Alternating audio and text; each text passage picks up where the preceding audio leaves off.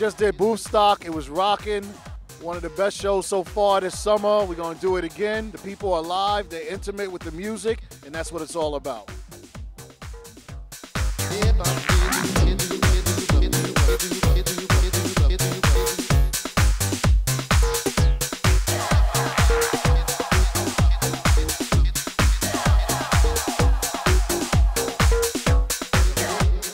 When I first got into music, like one of the first records that I brought was like a James Brown record. So that was like a life to me, hearing like funky beats, bass lines, and guitars and stuff like that. So I really got into like the musical aspect of it. But later on in life, I started to discover like electronic music. And then of course after that I discovered, house music. So it just kind of it went in stages from music to more drum machine, to more like feeling and piano and stuff like that. So, I always loved the way house music first felt, when I first got introduced to it. The first time I really, got introduced to like more of the hip hop and breakbeat style, I was at this bazaar in Brighton Beach, and one of my friends was DJing there, so he started playing like these breakbeat records, and I was just like, yo, what's that? That's like really funky. It's like James Brown, but it's not. So I got all into that, and I felt as though that if you keep on mixing those records back and forth, it's going to be really funky. If you could do it for a long amount of time and add music on top of it. So that was like my first time that I started to create like music in my head.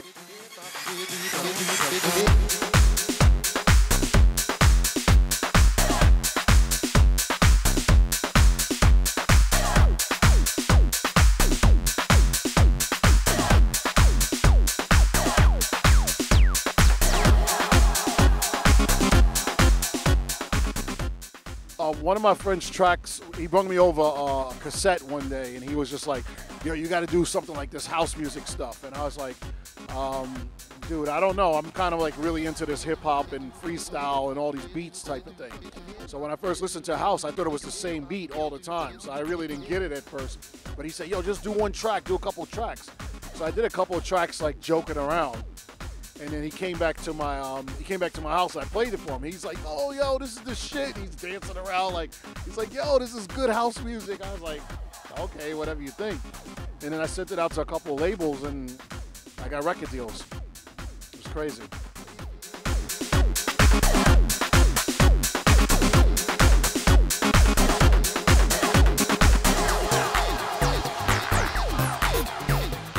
With some people, and I played them the stuff. They was like, wow, this is really interesting. We never heard music like this before. We don't know if it's house or whatever it is, because it has break beats and hip hop and everything mixed into it. So, New York had a good feel in the beginning, and then I branched out into London and stuff like that later. So that was really cool to see the music travel.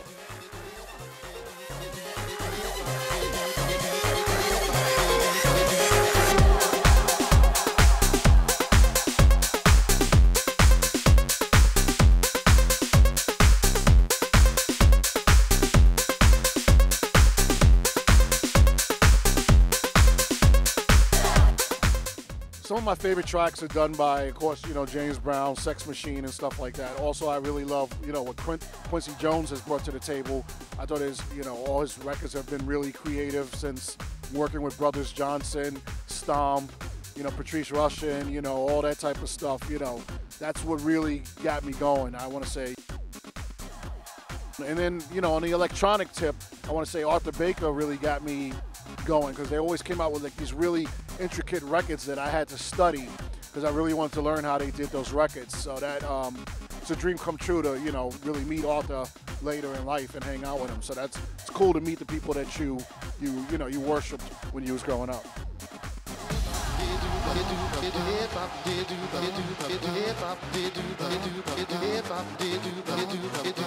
My inspiration comes from, kids enjoying it now. I play records and they come up to me and they're like, yo, what's this record? I'm like, oh, I did this record 30 years ago. And they're like, get out of here, it's great, blah, blah, blah. So it's great to see a 20-year-old kid still interested in my music that I did a long time ago. So that keeps me going.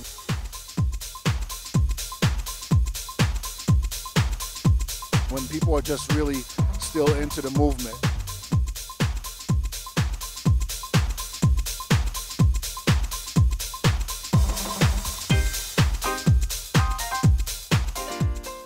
When I'm producing new tracks now, you know, I'm always trying to keep it old school, but you know, I know it has to have that new flavor.